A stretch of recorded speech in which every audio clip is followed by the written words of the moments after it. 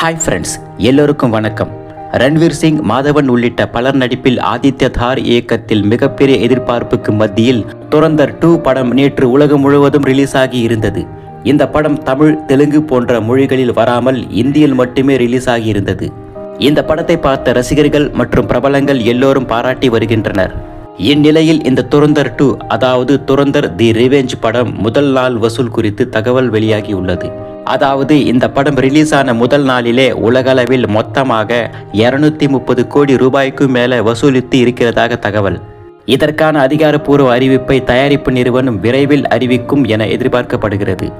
இந்தியாவில் மட்டும் முதல் நாளில் 100 கோடி ரூபாய்க்கு மேல் வசூல் வந்திருப்பதாக பாக்ஸ் ஆபீஸ் டிராக்கர்கள் கூறியுள்ளதாக சொல்கிறார்கள்.